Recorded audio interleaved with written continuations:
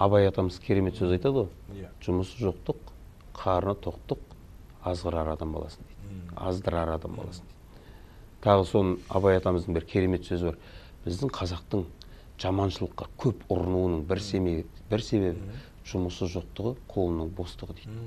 Байқайсыз ба? Жұмысы жоқ адам ерігеді, шайтан ой салады да соған қалаған істеген ісін істей береді. Ілеседі. Енді қазір ата-ана бұл бірінші орында, Алла разы болсын сізге, сіз керемет сұрақ қойдыңыз. Бізде кейбір адамдар бүйтіп сұрақ қояды. Осыны айтып отырамыз ғой.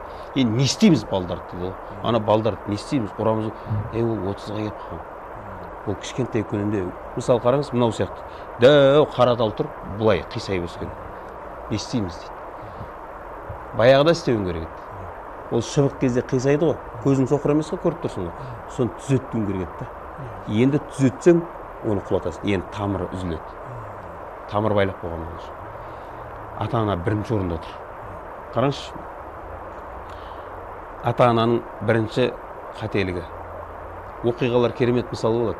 Альберт Эйнштейн деген кісі болады. Біздің ұлттан болған ғой, бірақ ғалым болған адам. Соны Альберт Эйнштейн қылған, ғалым қылған шешесі. Кішкентай бала күнінде сотқар бала болады. Сөйтіп, бір парақпен мектептен хат келеді. Шешесі отырғызады да, балам саған мұғалімдерің жазып жіберді маған. Сөйтіп оқиды. Құрметті ата-ана, балаңыз өте зерек, алғыр бала. Біздің мұғалімдер мұнаның ақылына лайықты үлгермейтін ағама.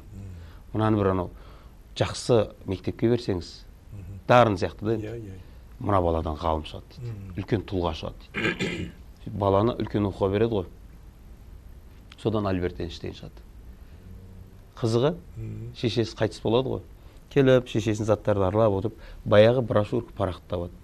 Ашса, құрметті ата-ана, мына сенің ешак балаң мектептің есігінің бәрін сындырды. Мұғалімдермен төбелесуге дейін барды. Мұны адам тыңдамайды. Мұнаны бір мұғалім алғысы келмейді. Қой баққызасың ба, жоқ басқа істетесің ба, құрт жұмда белен. Біздің мектептен алып кет деген екен. Біздің қазіргі ата-аналардың, қазіргі көп жастардың қателік көріп жүрміз ғой. Үйінде отырасың. Мынандай сөздер айтылады. Бала бір қателік істеген кезде сен адам болмайсың. Сенен түк шықпайды. Сен сорлы, сен ешек, сен хайуан, сен ит деген сияқты әртүрлі. Ана иттің баласы дейтіндерге разы боламын. Сонда иттің баласы десе, оның өзін айтып тұр ғой. Мен итпін, сен менің баламсың деп тұр ғой. Сен иттің баласы, сен қолынан түк келмейді. Ең үлкен баланың саған сындыратын нәрсе. Анаң баласын көрдің ба қандай мықты? Андай қылады. Сен ешек, сенен дым шықпайды деп ше. Салыстыру? Салыстыру. Баланы сындырады. Баланы сындырады. Негізі. Одан кейін ана бала әке шешеге сенеді ғой ол. Өйткені мені жақсы танитын. Енді қараңызшы, осыдан кейін не болады? Бала бір нәрсе істейін десе, өзінде негізі ішінде оның қабілет бар тұғын. Соны жасайын десе, шешесінің сенен түк шықпайды деген сөзі тұр ғой. Менен шықпайды. Осы сөздер баланы құрдымға кетіреді. Не дейді? Алып анадан туады дейді. Бізде сөз бар. Екінші сұрақ, алып деген батыр ғой. Қорқақ кімнен туылады сонда? Қорқақты кім туады? Папасы туады ма? Осы жердегі айтқысы келгені баланы алып өсіретін анасы. Енді бала ғой оған тәрбие беру. Ана ғой көбінесе 90% айналысады. Сол қазіргі мына жастарға, ата-аналарға айтар едік, балаңды, біздің қазақ айтатын еді, болатын баланы бетінен қақпа, белін бу дейді. Балам батыр боласың. Сенен шығады. Сен жақсы боласың. Деп балаға ынта беру керек екен ғой. Ары қарай ынталану керек. Бұл бірінші біздің қателігіміз. Екінші қателік. Жастайынан өсіп келе жатырық қой енді. Екінші қателік. Кез келген бала кішкентайынан қарасаңыз өзіне ұнайтын нәрсені істейді. Демек оның табиғатында бар нәрсесі сол. Бірдемен істейін деп жатса, бұрын білесіз ба, сіздерде өтті ме мынаны мектепте? Бір әке баласы кішкене өскеннен кейін барды жұмыс істеп ақша тауып кел дейді.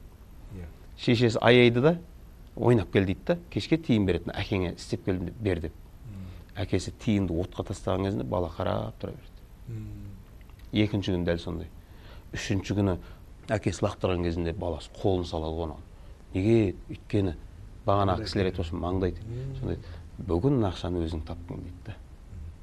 Ата ананың ең үлкен қателігі баласын аяуында ғой. Жұмыстан адам өлмейді. Мен өзіміз бұрын гектар шауып өстік қой. Азаннан кешке шейін гектар шабатымыз. Қазіргілер жұмыс жоқ дейтіндер азаннан кешке шейін WhatsApp'та отыр. Әлбетте болмайды. Сонда қараңызшы. Алланың құдіреті енді қатты айтсақ шын өзімізге тиіп кетеді ғой. Өзіміз де ата анамыз ғой. Мен біреу жазғырып жатқан жоқпын. Біздің де қателік сол. Бала бірдеме істейін деп жатады ғой, деп қоя берші, мына дайынын ала сал. Басында ұрып қойшы, мынаны істей сал. Керек десең кейбіреулер ата-аналар баланың мектептен берген тапсырмасын да қазір ата-аналар орындап беріп жатыр. Ана балада білім жоқ, шешелері білімді болып бара жатыр да. Бала дайындап аппаратта тапсырады. Өзі еңбектену деген жоқ та. Қазіргі шешесінің пенсиясына қарап отқандар көп ата-аналар айтып жатыр, мына бала бәле болды. Пенсиямызды күтіп отырады. Кінәлісің. Өйткені ол кезінде өзі әрекет жасағысы келген кезде сен айтқан едің, қой берші, отыра берші, мен бере салам деп сен басында солай үйреткенсің. Басында ана шыбық қисайып жатқан кезде сен турлаған жоқсың. Сол баланы біздің Дулат деген атамыз болған. 4 баласы болды. Сиқым, Жаныс, Ботпай, Шымыр. Ойнап жүрген кезінде қарайды екен ғой. Қарап отырады екен. Қараңыз, бір балдар болады. Топырлап бір балдар ойнап жүр. Бір бала шығады да, оған анау қызық емес. Алады да 2 темірді алады да байлайды. Бір трактор істейді. Ана темірді бір жігіт. Түсіндіңіз бе, оның қайқа қарай кетіп бара жатқан? Оны дамыту керек. Именно соны дамыту керек. Өйткені баланың қолынан келетін істеп тұр ғой. Бір бала алады да ағашты майыстырады, пистолет істейді, шабады. Мен айтарымды сол балаңа сол нәрсесін дамытып, балам, давай, мен саған балға, шот, шеге, мына бұрғы, сен мынандай бір нәрсе істеп көрші, осының әдемі шықсыншы, саған сыйлық беремін деп ше, дамыту керек. Одан кейін бала тағы бірдеме істеп жатса, бір ағаштан бірдеме істеп жатады. Ата-ананың сағын сындырудың жолдарын айтып жатырмын. Ол болмайды, істемей ақ қойшы кім, қоя сал. Ол бәрі болмайды ол. Көрсін. Бала қазіргі адамдардың көп қорқақтығы байқайсыз ба? Бір жұмыс істейін десе, әлі істеп бастаған жоқ. Болмай қалмай ма? Орнық қалмайын ба? Отылып қалмайын ба? Әлі бастап көрген жоқ. Негізі ішінде тұр оған сезім. Ол қолынан келетін болып тұр. Бірақ қорқақтық бар. Бастайын ба, бастамайын ба? Неге? Өйткен кезінде шешесі үйретті саған солай.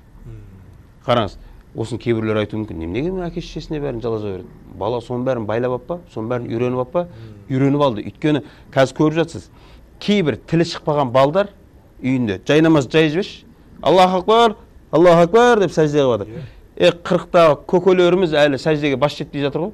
Біз ақымақ дейтін бала сәжде қылып жатыр. Неге? Ол қабылдап жатыр, әке шешесінен қабылдап жатыр бәрін, көргенді. Бала бәрін қабылдайды ғой, соң кейін қайталайды. Оны бұрын айтатын, ұяда не көрсе, ұшқанда соны алады дейтін, соны жасайды. Сол үшін балаға баланы талпындырып айту керек. Балам, көр. Ұрынса, ұрынсын. Зато ол білетін болады енді оның болмайтын. Кішкентай күнде, өскеннен кейін ұрынбасын. Ол кішкентай кезінде ұрынсын. Ол өсіп, ақша табатын нағыз уақытына жеткенше, ол уже қай жерде ұрынады, қай жерде ұрынбайды, ол біліп өседі. Біздіңкілер 20-дан кейін ұрынып жатыр ғой. Өйткені жастайынан жүрген әке-шешесінің дайын тамағымен да, енді бір нәрсе істейін десе қорқақ. Өйткені ол жастайында риск деген не дейді? Риск жасап көрмеген да ол. Сол Дулат атамыз балдарына қарап отырады екен. Қайсысы не істеп жатыр? Сол жағын дамытқан ғой. Одан кейін бұл бірінші жағы. Екінші жағы бағана Алламен байланыс дедік қой. Балдар ұйықтап жатқанда қарап отырады екен да. Сиқым бет жиырылып ұйықтайды екен да. Сонда мына бала жинақы дүниесіне еге бала болады дейді екен. Жаныс былай жатады екен, тал-тайып жатады екен. Бізде қазір кейбіреулер баласын тал-тайып жатқан көрсе, мына таң алкаштар ұқсап жатады екен дейміз ғой біз. Жақсыға жоғары деген нәрсе бар ғой. Айтады, мынау жомарт. Қарсаңшы қалай тапқан? Мынау жомарт бала болады. Қолы кең, ашық болады. Ботпай бүйтіп жатады екен. Қазір ботпайлардан достарым шынымен оталғыш. Кішкене тез оталғыштау келеді. Бәрібір бар нәрсе. Бүйтіп жатады екен да. Шекесі ташып береді екен. Сондай мына бала ел қорғайтын батыр болады. Ал Шымыр атамыз сәл әлжаздау болған екен да дейді, нәзік сонда айтқан екен, мынау мейірімді болады, жүрегі жұмсақ, өте мейірімді болады. Сонда айтады, Дулат атамыз дүниеден өткен екен, осы 4 баласы Дулат атамыздың тура болжағанындай болды. Енді біз айтуымыз мүмкін, сонда ол палшы ма не? Палашты ма не? Жоқ, ол палшы емес, палаш емес. Ол жақсыға жоғыруды. Біздің қазақ не дейді? Жақсы сөз жарымас. Ал қазір біз үйтейін десек, біз танымаймыз ғой, қазіргі ата-ана баласын танымайды да. Неге? Оның не жақсы көретінін білмейді. Телефон берді да, бар, кет бар. Маған мешет етті. Ата-ананың ең үлкен қателігі бала мектеп бітірген кезде. Жаңа өсіп келе жатыр, өзі өсірді ғана ол. Дүбәраны. Отырда же, іш, өзім бәрін қатырам деп. Біз балдарымыздың аузына тық-тық, қанаты шығып, енді көретін кезінде дөң күйген бөрінелерді жатқызып қойдық та, тыға бердік аузына. Енді бар, бір нәрсе тап десең, деп саған аузына шығып, тағы тық деп отырды. Бәрі өзімізде. Ата-бабалардан бекерден айтылмаған екен да, балаңды аясаң, аяма деп. Осы ғой мен бір-ақ ауыз сөзбен түсіндірді ғой. Қараңызшы, мектеп бітіреді. Көріп жатырық қой, мектеп бала бітіреді. Оқуға түсу керек. Ата-ана шешеді осы жерде. Ал балам, қандай оқуға түсесің? Бала өзі темірші терсек шұқылағанды жақсы көреді. Темір ұстасы болғым келеді десе, ол намыстанатын жұмыс. Балам, менің балам темір шұқылап жүргенін қаламаймын. Финансовыйға түсесің. Сен финансқа түсесің. Сен медакадемияға түсесің. Әй, ана темір шұқылайтын бала, ол біреуді өлтіреді, ол медик болмайды ол. Ол өлтіреді біреуді. Сен біздің өзі қарасаңыз біздің балдар тек әкім, сот, прокурор. В общем, бастық болу керек қой, бастық болу керек қой. Соған көршінің баласына қарайды. Содан биіктеу оқуға түсу керек қой біздіңгілер ше. Училище болмайды. Мына кейбір адамдардың түсінігінде де. Баланы береді. Ол бала ол профессияға қызықпайды ол. Сөйтеді 4 жыл тентек болып қалада жүріп келеді. Сиырмен бағады, сиырын сатып оны оқытады, малын сатып. Келгеннен кейін дипломды қояды да, жақсылап жуады. Сөйтеді, ал кімнің үйінде қыш құйып жатыр? Кімнің үйінде цемент құйып жатыр? Стройщик болып жүреді, строитель болып жүреді. Неге? Ол анау дипломмен істемейді ол бәрібір. Қызығы жоқ еді. Қызығы жоқ қой. Ол басында көрдіңіз бе ата-ананың қателігі. Қазіргі ата-аналарға мен мынаны айтып жатырмын. Бұрын үлкен оқуларды оқиды. Қазір байқайсыздар ма? Ең жақсы жұмыс сантехник. Біздіңкілер намыстанады. Небір ренжімесін, мен мұғалімдер тиісіп жатқан жоқпын. Бірақ мұғалімдер 200 мың, 300 мың айлық алады. Сантехниктер 3 есе көп табады. Электрик жақсы жұмыс. Евро жұмыс істеу жақсы жұмыс. Плотниктер. Бұлардың бәрі қазір жағдай жақсы адамдар да. Бірақ біздіңкілер 80 мың айлыққа отырып алған бір жерде кабинетте. Ана бір екі жігіт сөйлесіп отыр дейді. Біреу костюм шалбарда отыр дейді. Кредитке бір иномарка алып алған. Бірақ демаламайды ана. Әкімшілікте семей нәрсе.